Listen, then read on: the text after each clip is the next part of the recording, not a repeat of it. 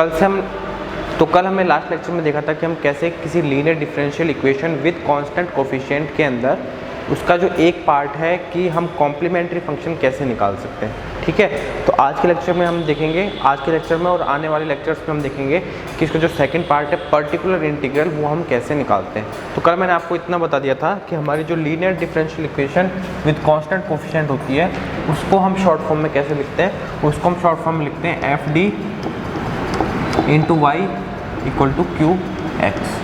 ठीक है, ये शॉर्ट फॉर्म में मैंने बता दिया था आपको। तो इसके अंदर जो एफ डी है ये है एक फंक्शन है ऑपरेटर्स का। डी एक ऑपरेटर है और डी था डी इक्वल टू एक ऑपरेटर है D Y by D X. D एक ऑपरेटर है जो डिफरेंशियल ऑपरेटर है, एक्स के रेस्पेक्ट में डिफरेंशिएट करता है। एफ डी एक फंक्शन हो गया डी का, जो पूरा ये फंक्शन है ऑपरेटर्स का, ये ऑपरेट हो रहा है हमारे फंक्शन y पे और इसकी वैल्यू है क्यू एक्स के बराबर। ठीक है, तो ये हमारी linear differential equation with constant coefficient का शॉर्ट फॉर्म है। यहाँ से हमने कल देखा था कि इसका जो सॉल्यूशन होता है, वो होता है y बराबर C F plus P I. C F plus P I का मतलब है सी मतलब कॉम्प्लीमेंट्री फंक्शन और पी आई का मतलब है पर्टिकुलर इंटीग्रल। तो फाइनल जो इसका सॉल्यूशन निकल के आता है वो होता है complementary function plus particular integral. और कल हमने देखा था कि हमने कॉम्प्लीमेंट्री फंक्शन कैसे निकाल सकते हैं। ठीक है, तो कॉम्प्लीमेंट्री फंक्शन के मैं बेस थोड़ा सा देता हूँ। कॉम्प्लीमेंट्री फंक्शन के हम क्या करते हैं, क्यू एक्स को जीरो कर देते हैं, हमारी इक्वेशन होमोजीनियस बन जाती है। फिर वहाँ से वाई को सॉल्व करके ऑक्सिलरी इक्वेशन निकालते हैं और ऑक्सिलरी इक्वेशन के सॉल्यूशन से हम कॉम्प्लीमेंट्री फंक्शन लिख देते हैं। तो आज हम देखेंगे कि हम पर्टिकुलर इंटीग्रल कैसे निकालते हैं। ठीक है, तो पर्टिकुलर इंटीग्रल निकालने के लिए वैसे तो बहुत सारे मेथड है और पर्टिकुलर इंटीग्रल के जो हमारे मेथड्स हैं वो डिपेंड करते हैं क्यू एक्स पे। जो मोस्टली जो मेथड है वो डिपेंड करते हैं क्यू एक्स पे। आज हम देखेंगे जो बेसिक मेथड है जिसके द्वारा हम निकालते हैं। तो उसके अंदर जो सबसे पहले मेथड आता है कि हम पर्टिकुलर इंटीग्रल कैसे निकालते हैं। तो पर्टिकुलर इंटीग्रल निकालने के लिए हम क्या किया जाता है, पर्टिकुलर इंटीग्रल निकालने के लिए हम क्या करते हैं, पर्टिकुलर इंटीग्रल के लिए क्या किया जाता है कि हमारा जो y होता है पर्टिकुलर इंटीग्रल उसको हम लिख देते हैं Q x upon F D. ठीक है, तो Q x upon F D से हम पर्टिकुलर इंटीग्रल निकालते हैं। अब यहाँ से हम देखते हैं कि यदि आज का जो बेसिक लेक्चर है वो है एफ डी यदि हमारा एक अलजेब्रिक इक्वेशन में फैक्टर कर दिया जाए तो फैक्टर से हम कैसे हमारा पर्टिकुलर इंटीग्रल निकालते हैं। ठीक है, तो आज हम देखेंगे कि हम कैसे पर्टिकुलर इंटीग्रल निकालते हैं, जो बेसिक मेथड है हमारा। उसके अंदर जो फर्स्ट मेथड आता है वो मैं बता देता हूँ आपको कि जैसे हमारा पर्टिकुलर इंटीग्रल था, पर्टिकुलर इंटीग्रल था क्या था हमारा, Q x divided by F D. ठीक है, तो आज का जो स्पेशल केस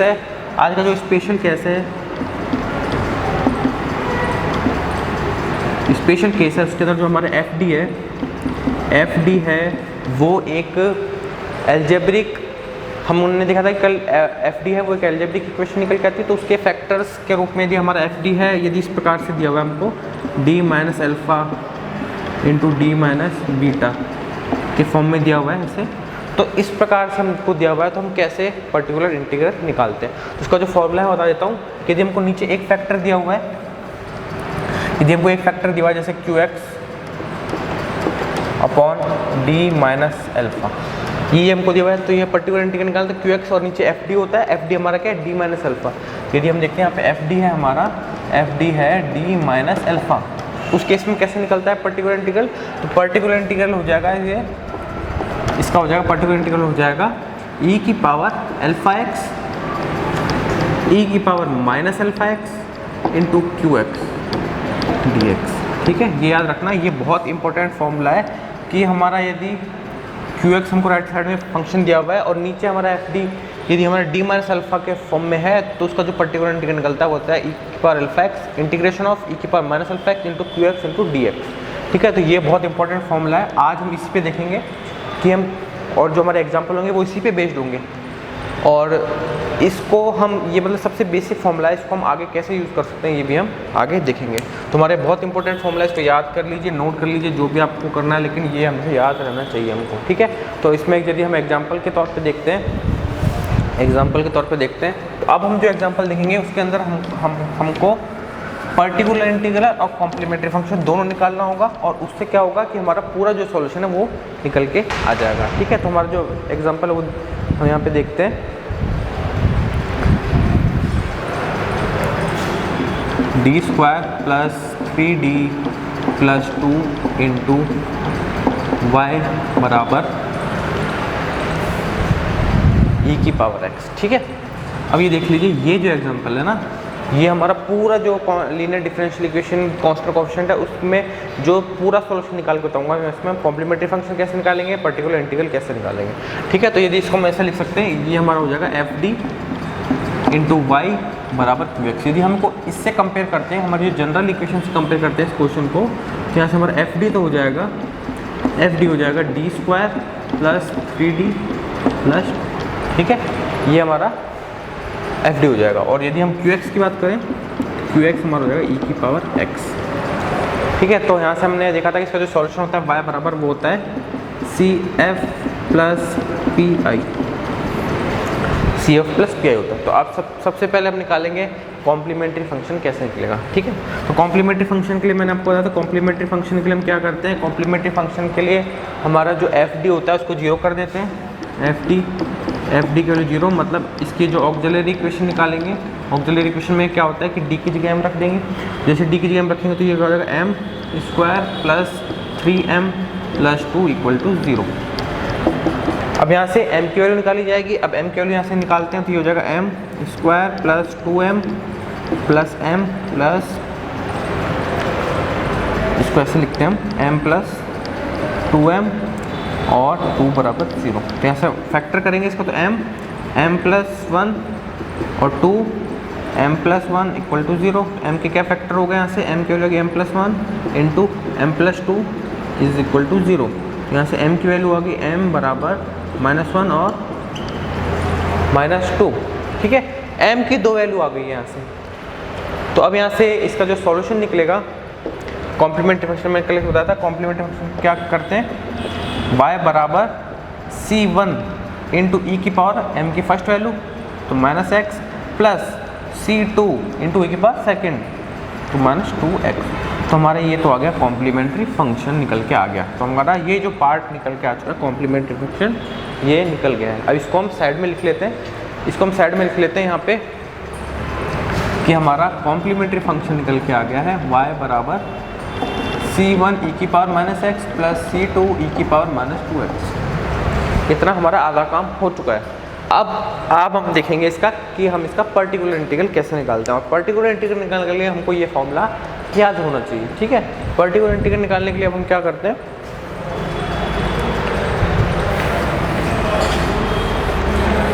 पर्टिकुलर इंटीग्रल निकालने के लिए अब हम क्या करेंगे, हमने जैसे देखा था कि पर्टिकुलर इंटीग्रल कैसे निकलता है, कि पर्टिकुलर इंटीग्रल होता है हमारा, particular integral is equal to y होता है और उसकी वैल्यू होती है qx अपॉन एफ डी।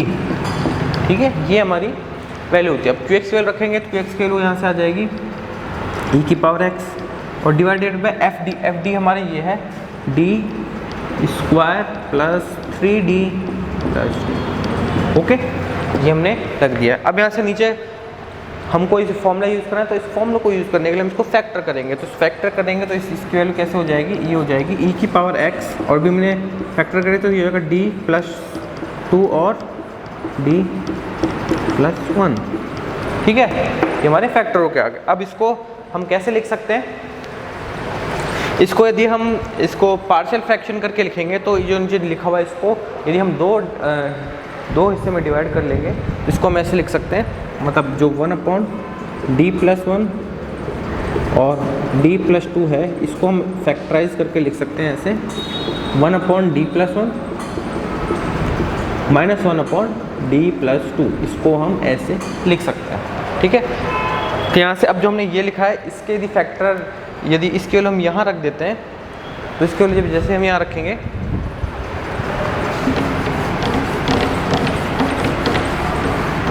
तो इसकी वैल्यू जैसे यहाँ रखेंगे तो हमारे पास हो जाएगा ये e की power x upon D plus 1 into D plus 2, इसकी वैल्यू हो जाएगी e की power x upon D plus 1 minus e की power x upon D plus 2। ठीक है, तो हमने क्या किया, ये वैल्यू थी, इसको यहाँ रख दिया। अब हमारा जो क्वेश्चन है उसको गौर से देखिए आप, ये हमारा जो क्वेश्चन है ये इस प्रकार से हो गया। हमको दिया हुआ है ऊपर क्यू एक्स जो कि है ई की पावर एक्स, और नीचे क्या है डी माइनस अल्फ़ा, और नीचे क्या है डी प्लस 1। मतलब यहाँ पे जो अल्फ़ा की वैल्यू है वो क्या है -1। ठीक है, तो यहाँ से हम क्या लिख सकते हैं, तो यदि हम इस वाले पार्ट को सोल्व करें ई की power x upon D plus 1, इसको यदि इस फॉर्मूले से सॉल्व करें तो यहाँ पे क्या आ जाएगा, यहाँ पे लिखा हुआ ई की पावर अल्फ़ा एक्स, तो यहाँ पे ई की पावर अल्फ़ा यदि लिखा तो अल्फ़ा क्या ई की पावर माइनस एक्स, अल्फ़ा की वैल्यू क्या है यहाँ पे -1। यदि इसको यहाँ से कंपेयर करते हैं और इंटीग्रेशन हमको निकालना पड़ेगा ई की पावर माइनस एक्स, तो ई की पावर माइनस हो जाएगा ई की power x into Q x, और क्यू एक्स हमारा क्या है ऊपर ई की पावर एक्स। ठीक है, ये हो जाएगा ई की पावर एक्स और डी एक्स, ये हमारा वैल्यू हो गई ई की power x upon D plus 1 इसकी। ठीक है, तो इसको जब हम सॉल्व करेंगे यहाँ पे, तो यहाँ से हम देख सकते हैं कि हमारा जो इंटीग्रेशन है वो बहुत सिंपल इंटीग्रेशन चेंज हो चुका है। और इसी के साथ यदि हम इस वाले पार्ट को भी लिखते हैं ई की power x upon D plus 2 को भी हम साथ साथ लिखना चाहें यहाँ पे, तो ये हो जाएगा सेम। यहाँ पे अल्फ़ा की वैल्यू -2, तो ई की power -2x integration of e की पावर 2x और इंटू ई की पावर x dx। तो हम जो ये वैल्यू है इसको अब हम यहाँ पे दोनों पार्ट के वैल्यू निकाल के इसको हम अलग से लिख सकते हैं। जैसे इसको अलग से लिखेंगे हम यहाँ पे, तो हमारे पास ये हो जाएगा, निकल के आ जाएगा। तो हमने ये जो फॉर्मूला है मैंने लिखा था ये यूज़ कर लिया है हमको, और इसको हमको याद भी रखना है क्योंकि पर्टिकुलर इंटीग्रल में जो बेसिक चालू होता है वो इनसे होता है, और आगे जो एडवांस मेथड आएंगे वो भी इसी फॉर्मूले से निकले हुए हैं, तो हमको इसको याद करके रखना है। तो मैंने ये वैल्यू थी, इसकी 2 वैल्यू निकाली, तो हमारा फाइनल आंसर हो जाएगा ई की power -x integration of e की power 2x dx minus e की power -2x integration of e की पावर, ये हो जाएगा 3x dx। ठीक है, तो हमारे ये है चल रहा है पर्टिकुलर इंटीग्रल y, ये निकल के आ रहा है। इसको सॉल्व करना है हमको, इसको करेंगे तो ई की पावर -x ई की पावर 2x का इंटीग्रेशन ई की पावर 2x और डिवाइडेड बाई 2 माइनस, ठीक है, और माइनस ई की पावर -2x और ई की पावर 3x का इंटीग्रेशन ई की पावर 3x डिवाइडेड बाई 3। यहाँ सॉल्व करेंगे तो ये हो जाएगा ई की power x upon 2 minus e की पावर x अपॉन 3। इसको सॉल्व करेंगे यहाँ से, ये हो जाएगा ई की पावर x अपॉन 6। तो हमारा जो पर्टिकुलर इंटीग्रल है वो निकल के आ गया ई की पावर x अपॉन 6। और यहाँ से हमने कॉम्प्लीमेंट्री फंक्शन पहले निकाला हुआ है c1 इंटू ई की power -x plus c2 into e की पावर -2x। तो हमारा जो फाइनल आंसर है, फाइनल सॉल्यूशन है वो आ जाएगा y बराबर complementary function plus particular integral. Complementary function हमने निकला था c1 ई की पावर -x प्लस c2 ई की power -2x plus particular integral निकला है ई की पावर x अपॉन 6। तो हमारा ये इसका फाइनल सॉल्यूशन आ गया है। तो इस क्वेश्चन में मैंने आपको पूरा बताया है कि हमने कैसे सॉल्व किया है हमारे क्वेश्चन को linear differential equation constant coefficient में। हमने इसमें क्या था कि हमारा जो क्वेश्चन था उसको हमने 2 पार्ट में डिवाइड किया, पहले कॉम्प्लीमेंट्री फंक्शन निकाला, फिर पर्टिकुलर इंटीग्रल निकाला। जो कॉम्प्लीमेंट्री फंक्शन निकालने वाला जो बेसिक मेथड है, मतलब वो बहुत ही सिंपल है, इसमें इतना कोई टफ नहीं है। मेन जो आता है हमारा पर्टिकुलर इंटीग्रल को निकालने का मेथड आता है। तो पर्टिकुलर इंटीग्रल निकालने के लिए जो बेसिक मैंने फॉर्मूला था वो बहुत हमेशा माइंड में याद रहना चाहिए, और ये हमने निकाल लिया। अब हम इस पर नेक्स्ट क्वेश्चन देखते हैं, इसी पे अप्लाई होगा वो हमारा question.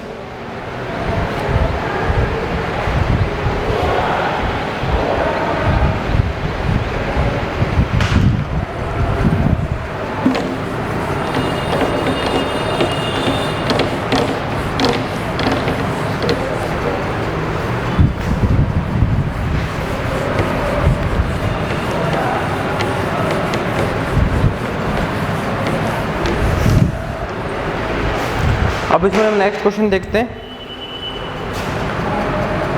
D square plus a square, ये हमारा एफ डी है, और इस ये अप्लाई हो रहा है y के ऊपर, और y बराबर सेक ए एक्स, ये हमारा डिफरेंशियल इक्वेशन दी हुई है। इस डिफरेंशियल इक्वेशन को हमको सॉल्व करना है, ठीक है। तो यहाँ से सबसे पहले हम क्या निकालेंगे, कॉम्प्लीमेंट्री फंक्शन निकालेंगे। तो कॉम्प्लीमेंट्री फंक्शन निकालने के क्या करते हैं, हम एफ डी को जीरो कर देते हैं। एफ डी हमारा क्या है, यहाँ पे एफ डी हमारा है D square plus a square. जैसे इसके ऑक्सिलरी इक्वेशन निकालेंगे, तो ऑक्सिलरी इक्वेशन हो जाएगी M square plus a square, इसकी वैल्यू 0। अब यहाँ से एम की वैल्यू निकालेंगे, तो यहाँ से हम देख सकते हैं कि हमारी जो इक्वेशन है इसके सॉल्यूशन आ जाएंगे एम बराबर माइनस ए का होल स्क्वायर, इसका अंडर रूट, ये कॉम्प्लेक्स सॉल्यूशन आ जाएंगे। तो ये हो जाएगा प्लस माइनस आयोटा ए, इसका वैल्यू आ जाएगी, ठीक है। तो यहाँ से तो एम के 2 मान आ गए। तो यहाँ से हम लिख सकते हैं कि हमने जैसे बताया था कि यदि हमारा कॉम्प्लेक्स हमारा सॉल्यूशन निकला तो उसको कॉम्प्लीमेंट्री फंक्शन कैसे लिखते हैं। कॉम्प्लीमेंट्री फंक्शन होता है ई की पावर, जो कॉम्प्लेक्स है उसका रियल पार्ट, तो रियल पार्ट इसका 0 है तो 0 इंटू एक्स, ठीक है। और cos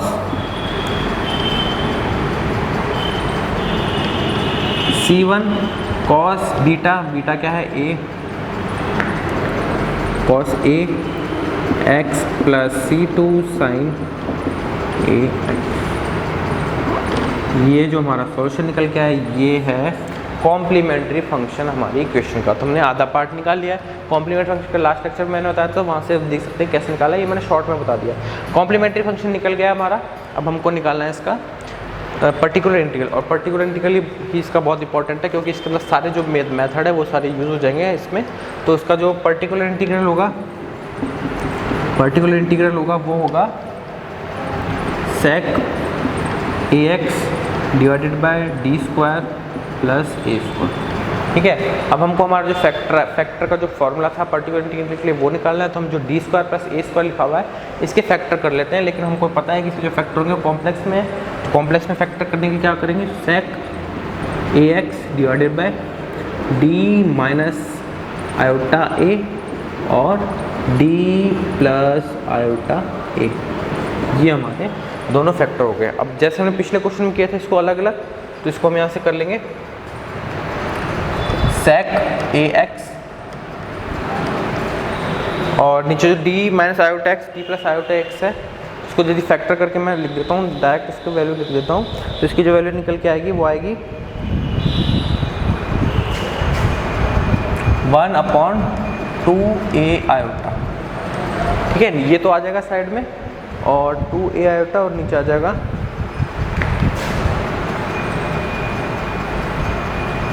D minus iota a और माइनस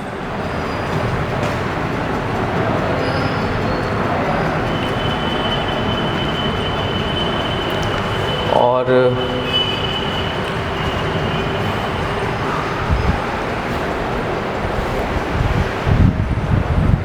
इसको हम ऐसे लिखते हैं, इसको ऐसे लिखते हैं 1/d minus iota A minus 1/d plus iota a.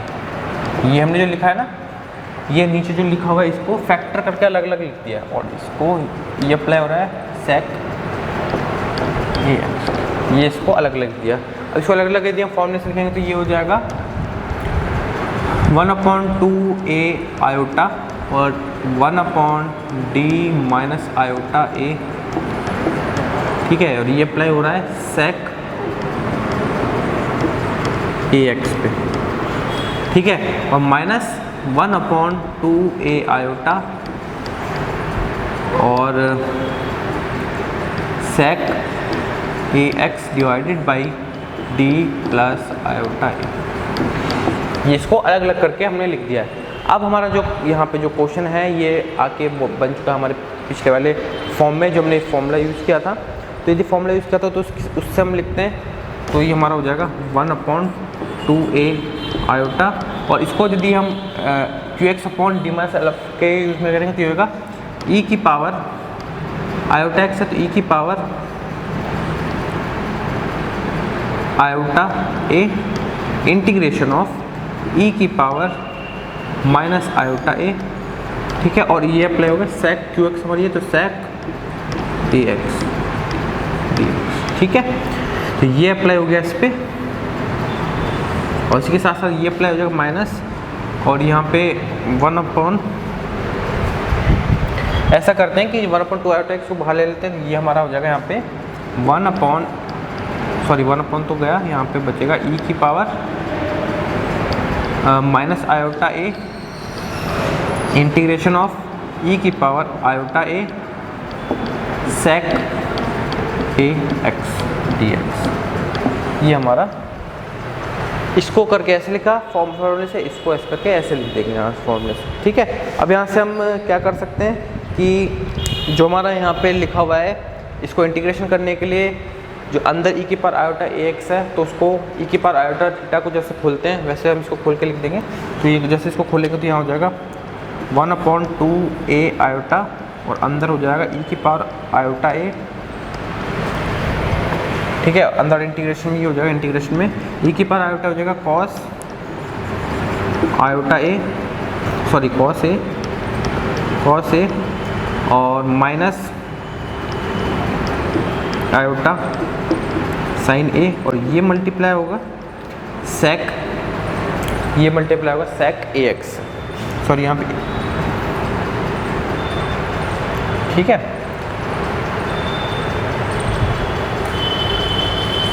ये मल्टीप्लाई होगा सेक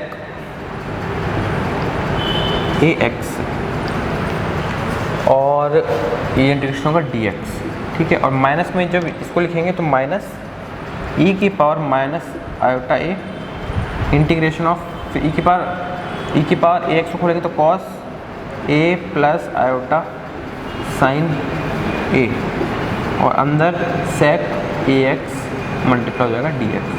इतना हमने कर दिया। हमने यहाँ से क्या किया, जो ई की पावर आयोटा एक्स, ई की पावर आयोटा ए उसको खोल के ऐसे लिख दिया है, और ई की पावर यहाँ पे सॉरी ई की पावर माइनस आयोटा को ये लिख दिया, और ई की पावर आयोटा को ऐसे लिख दिया है। अब यहाँ पे जो अंदर सेक ए एक्स है, वो सेक ए एक्स इनसे मल्टीप्लाई हो जाएगा, ठीक है।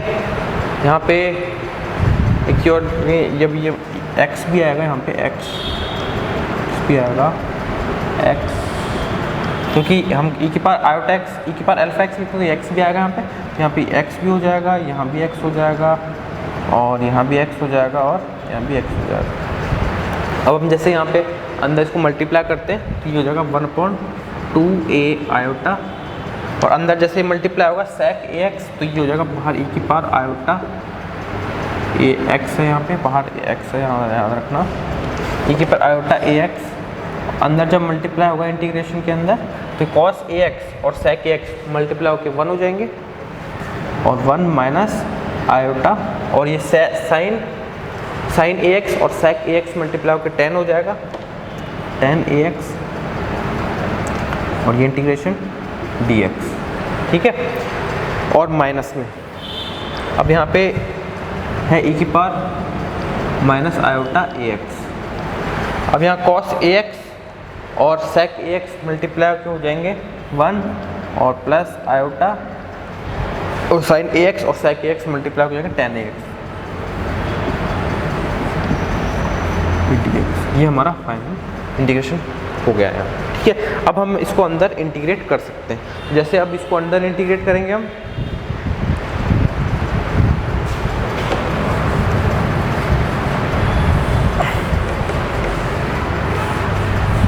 इसको अंदर इंटीग्रेट करेंगे तो यहाँ से 1/2 ए आयोटा तो बाहर चल रहा है, और यहाँ पे ई की पावर आयोटा ए एक्स भी बाहर चल रहा है। अब इंटीग्रेशन करेंगे तो 1 का तो इंटीग्रेशन हो जाएगा एक्स माइनस, और आयोटा यहाँ अलग रह जाएगा। अब 10x का इंटीग्रेशन करेंगे, 10ax का इंटीग्रेशन करेंगे, तो 10x का इंटीग्रेशन होता है लॉग, बता देता हूँ फॉर्मूला, 10x का इंटीग्रेशन होता है 10x का इंटीग्रेशन होता है लॉग cos x, ठीक है। 10 का इंटीग्रेशन होता है लॉग cos x, तो यहाँ से हम इंटीग्रेशन कर देंगे इसका, तो यहाँ से हमको दिया 10ax, तो 10ax का इंटीग्रेशन होगा, 10ax का इंटीग्रेशन होगा log cos ax, ठीक है। और यहाँ पे ए हमारा है, ए भी हमारा बाहर निकल जाएगा, तो ये जो आयोटा अपॉन ए। ओके, ये तो हो गया इतना वाला पार्ट। अब माइनस ई की पावर आयोटा ए एक्स, ये हमारा ये चल रहा है। अब इंटीग्रेशन करेंगे 1 का, तो ये जाएगा x और ये प्लस आयोटा अपॉन ए और 10 का integral log cos A x. ठीक है, ये हमारा इतना हो गया। अब हम इसको यदि अंदर, सॉरी यहाँ पे माइनस चल रहा है, ये माइनस आयोटा ए एक्स। ठीक है, अब यदि इसको हम खोलते हैं यहाँ से, तो यहाँ से जब इसको खोलेंगे तो यहाँ पे वापस से ई की पर आयोटा ए एक्स है, इसको भी खोलना है हमको। तो यहाँ से इसको खोलेंगे तो यहाँ से हो जाएगा 1/2a आयोटा, और ई की पावर आयोटा एक्स खोलेंगे तो cos A x plus iota sine A x. ये हमने इसको खोल दिया। इनटू में x minus iota upon A log cos A x, ये हमने इस वाले पार्ट को खोला है। अब माइनस में ई की पावर माइनस आयोटा एक्स को खोलेंगे तो cos A x minus iota sine A x, ये तो हमने खोल दिया ई की पावर माइनस ए के पार्ट को। अब इस और इसके साथ मल्टीप्लाई है x plus iota upon A log cos A x. ठीक है, ये बस हमने एक बार इसको खोल दिया यहाँ पे। अब आगे इसको सॉल्व करेंगे यहाँ पे, तो यहाँ पे क्या हो जाएगा कि अब हम इसको मल्टीप्लाई कर देंगे। जो आयोटा वाले पार्ट्स हैं उनको एक तरफ कर लेंगे, और जो बिना आयोटा वाले पार्ट्स हैं उनको एक तरफ कर लेंगे। तो यहाँ से हम देख सकते हैं कि 1/2a आयोटा है, अंदर मल्टीप्लाई करेंगे, कॉस ए एक्स का मल्टीप्लाई करेंगे एक्स से, तो x into cos A x. फिर कॉस ए एक्स को मल्टीप्लाई करेंगे इससे, तो minus iota upon A cos A x into log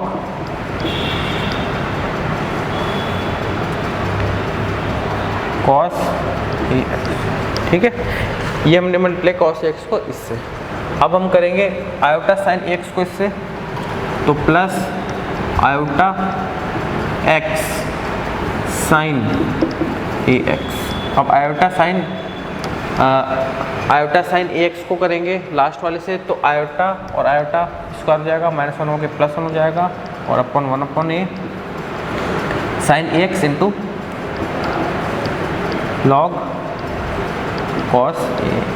ठीक है, ये हो गया ऊपर वाले को मल्टीप्लाई। अब माइनस में हम नीचे वाले को मल्टीप्लाई करेंगे, तो जगह x कॉस ए एक्स, और कॉस एक्स को इससे मल्टीप्लाई करेंगे, plus iota upon A cos A x into log cos A. Okay, और यहाँ पे माइनस आयोटा साइन ए एक्स को x करेंगे, तो माइनस आयोटा x साइन ए एक्स, और उसके बाद में यहाँ माइनस और ये माइनस आयोटा एक्स और ये प्लस आयोटा एक्स, ये मल्टीप्लाई करके हो जाएगा माइनस आयोटा स्क्वायर, तो माइनस और माइनस प्लस आयोटा अपॉन ए, सॉरी आयोटा नहीं, 1/a साइन ए एक्स और लॉग कॉस ए एक्स। ये हमारा फाइनल आ गया फैक्टर करके। और यहाँ से हम देख सकते हैं यहाँ x साइन ए एक्स है और यहाँ पे माइनस ए साइन एक्स है, ये इससे कैंसिल हो जाएगा। और लास्ट में देख सकते हैं यहाँ 1/a sign A x log cos A x है, और यहाँ पे माइनस है, ये इधर जाएगा तो इससे ये कैंसिल हो जाएगा। ठीक है, और इसी के साथ अब 2 टर्म्स बची हैं। एक टर्म है माइनस आयोटा ए लॉग माइनस आयोटा अपने cos A x log cos A x, और ये माइनस हो जाएगी, तो ये 2 टाइम्स हो जाएगा। ये जो टर्म है ये 2 टाइम्स हो जाएगी, और यहाँ पे आयोटा एक्स साइन एक्स है, यहाँ पे माइनस माइनस प्लस हो जाएगा, तो ये टर्म भी 2 टाइम्स हो जाएगी। बाकी 2 टर्म्स हमारी कैंसिल हो जाएंगी। इसको ये कैंसिल होने के बाद में जो फाइनल बचेगा वो हमारा बच जाएगा,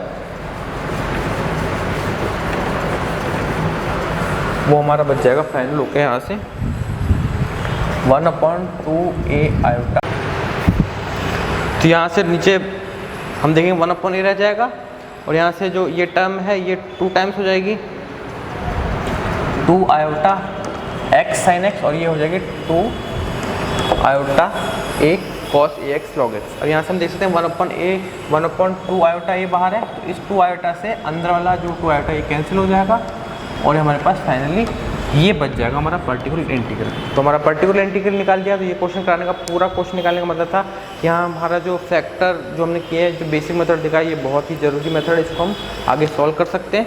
तो हमारा यहाँ से पर्टिकुलर इंटीग्रल निकालना बता दिया और यहाँ से हमारा कॉम्प्लीमेंट्री फंक्शन निकले। कॉम्प्लीमेंट्री फंक्शन ये है, पर्टिकुलर इंटीग्रल ये है। तो फाइनल आंसर क्या आएगा, इन दोनों का ऐड कर देंगे तो हमारा फाइनल आंसर आ जाएगा हमारे पास।